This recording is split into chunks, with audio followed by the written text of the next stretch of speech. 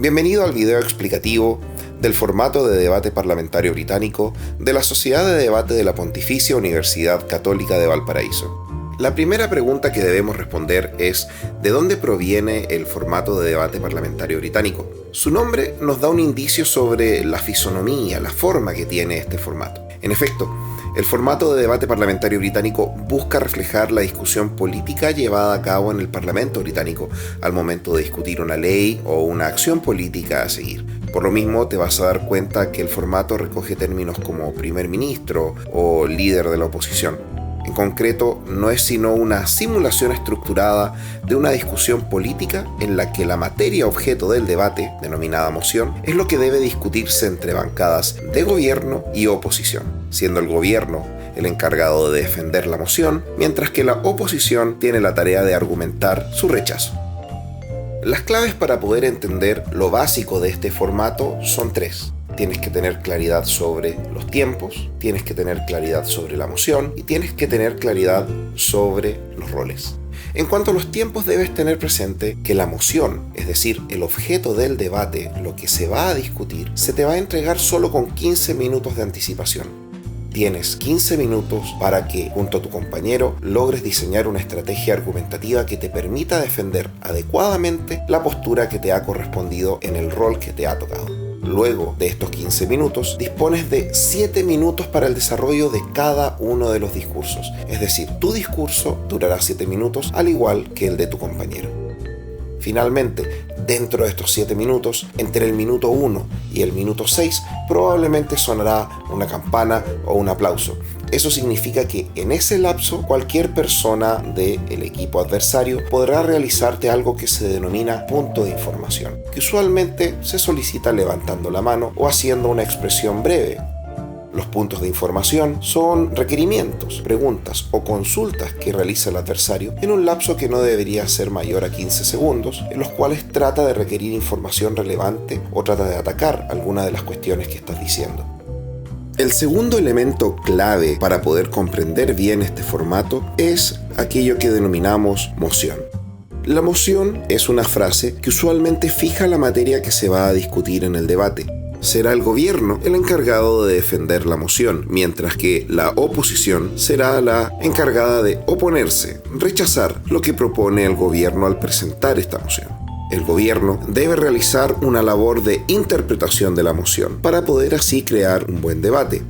Diferentes tipos de mociones tienen diferentes obligaciones y requerimientos. Existen varias, pero este esquema te va a ayudar a entenderlas mejor y desarrollar de manera más estratégica los debates que tengas que enfrentar. Encontraremos así mociones de hecho, mociones de valor y mociones de política.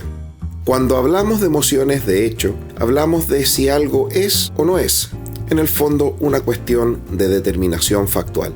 Y usualmente serán debates en los cuales la evidencia tendrá un rol preponderante. En las mociones de valor lo que se hace es realizar un juicio de valor respecto de una situación determinada que la misma moción propone. Debes tener presente que sin una clara definición de los términos y en especial de los valores que quieres hablar, no tendremos un debate claro. Finalmente nos vamos a encontrar con mociones de política. Y las mociones de política son mociones en las cuales se discute un curso a seguir, una acción, una conducta, es decir, si algo debe hacerse. Aquí el gobierno debe construir un modelo y un plan, además de argumentar la propuesta que está presentando. Debe comprobar cómo su línea argumentativa viene a resolver el problema que está detrás.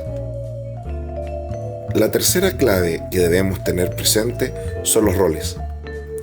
Pero para poder entender los roles, debes tener claro que existen dos bancadas, una bancada de gobierno y una bancada de oposición. Ambas bancadas operan en dos cámaras distintas, en una cámara alta y en una cámara baja. Así encontraremos una cámara alta de gobierno, una cámara alta de oposición, una cámara baja de gobierno y una cámara baja de oposición. Cada una de estas 4 cámaras será considerada un equipo y estará compuesta por 2 personas cada una. Así, la Cámara Alta de Gobierno tendrá al primer ministro y al viceprimer ministro.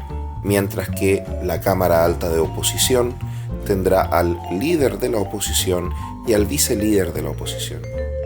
La Cámara Baja de Gobierno, por su parte, tendrá al extensionista de gobierno y al látigo de gobierno, mientras que la Cámara Baja de Oposición tendrá al extensionista de oposición y al látigo de oposición. Cada uno de estos oradores tiene un rol distinto en el debate, y es lo que empezaremos a analizar a continuación.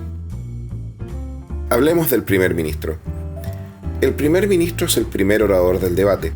Este debatiente debe en primer lugar identificar qué es lo que se va a debatir. Cuando hablamos de identificar qué es lo que se va a debatir, nos referimos a darle un sentido, una interpretación a la moción.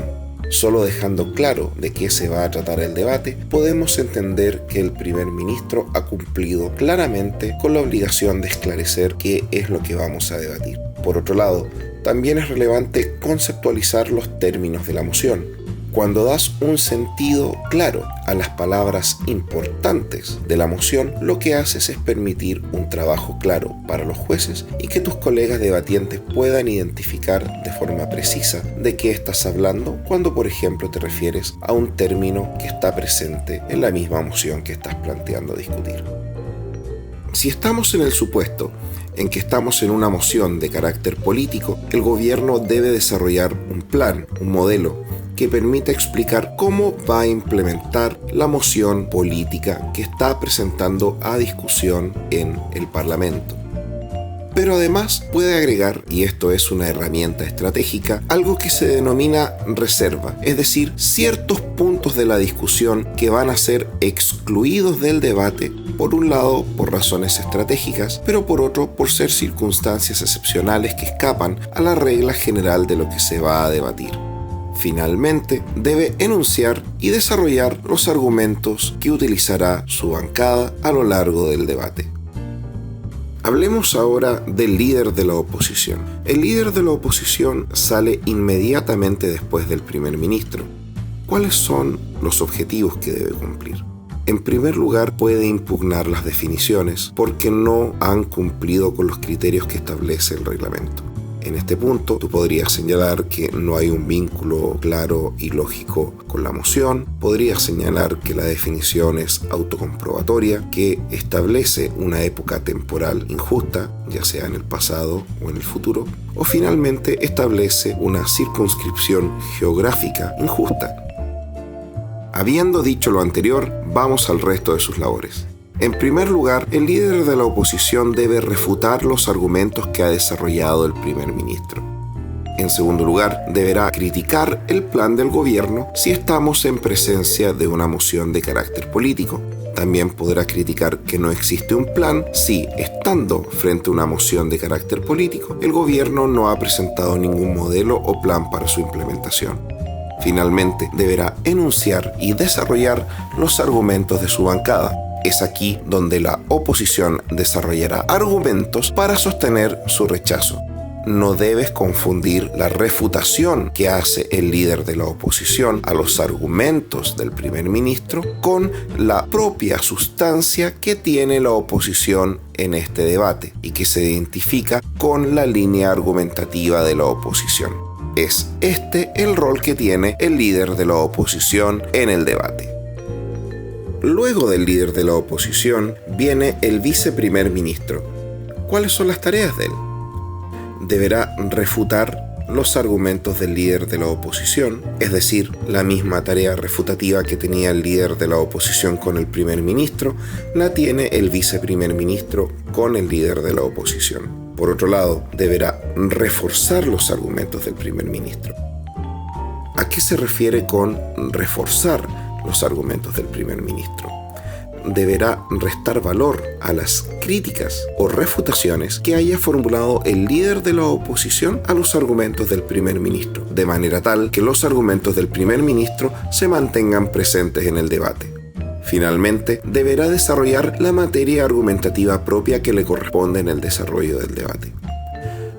Podría darse también el eventual caso en el que deba defender las definiciones realizadas por el primer ministro si ha existido una objeción o impugnación de las mismas por parte del líder de la oposición. Muy bien, ahora nos toca analizar qué es lo que hace el vicelíder de la oposición. El vicelíder de la oposición se va a preocupar en primer término de refutar los argumentos del viceprimer ministro. En segundo lugar, va a tener que refutar los refuerzos que haya realizado el viceprimer ministro. Y finalmente, deberá desarrollar la materia argumentativa que queda a la Cámara Alta de Oposición para poder seguir oponiéndose a la propuesta del gobierno. En este momento, el debate pasa a las cámaras bajas y partiremos con el extensionista de gobierno. El extensionista de gobierno debe refutar los argumentos y los refuerzos que haya podido desarrollar el vicelíder de la oposición o el líder de la oposición y que se mantengan aún vigentes en el debate. Además, deberá reforzar los argumentos de la Cámara Alta de Gobierno si se estima necesario. Pero la labor más importante del extensionista de gobierno, además de refutar, es desarrollar las extensiones. El extensionista de oposición debe refutar los argumentos y refuerzos del viceprimer ministro o del primer ministro. Por otro lado, debe reforzar los argumentos de la Cámara Alta de Oposición si es necesario. Finalmente, y esto es muy importante, debe refutar las extensiones que ha entregado el extensionista de gobierno, al punto tal que muchos jueces consideran que los argumentos del extensionista de gobierno que no son refutados por el extensionista de oposición, posteriormente no pueden ser refutados. En cuanto al desarrollo de sus extensiones, aplican los mismos comentarios que señalamos anteriormente en la exposición del extensionista de gobierno.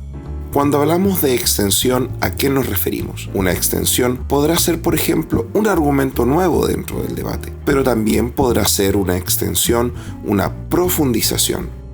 ¿Cuándo uno extiende mediante una profundización?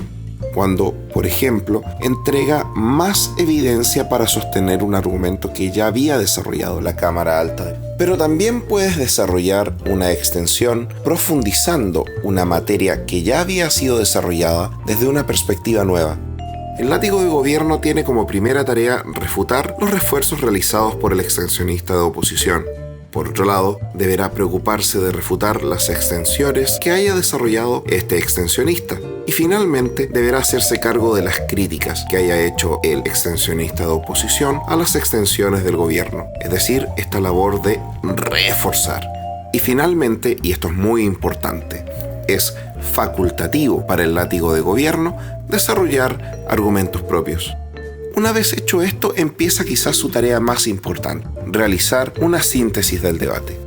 Cuando hablamos de síntesis del debate, lo que se busca es que exista un trabajo comparativo en el cual se resuman las principales áreas en las cuales ambas bancadas han colisionado y por qué, en un análisis pormenorizado de este choque de ideas, se estima que ha resultado ganadora la bancada que está defendiendo, en este caso, el gobierno. Mismos comentarios acerca de la síntesis se pueden hacer respecto del látigo de la oposición. Una cuestión muy relevante que debes tener presente es que el látigo de oposición realiza un trabajo similar, sin embargo no se encuentra autorizado para desarrollar argumentos propios. Así, el látigo de oposición deberá refutar los refuerzos realizados por el látigo de gobierno, reforzar las extensiones del extensionista de oposición frente a las críticas del látigo de gobierno y finalmente refutar los argumentos propios que haya desarrollado el látigo de gobierno si decidió realizarlos. Y repetimos, tiene la misma labor de síntesis que tiene el látigo de gobierno. Muy bien. Con esto hemos terminado una revisión básica del formato de debate parlamentario británico. Si tienes interés en aprender mucho más, no olvides visitar nuestra página web www.debatepucb.cl. Muchas gracias por habernos acompañado y te esperamos en un próximo video.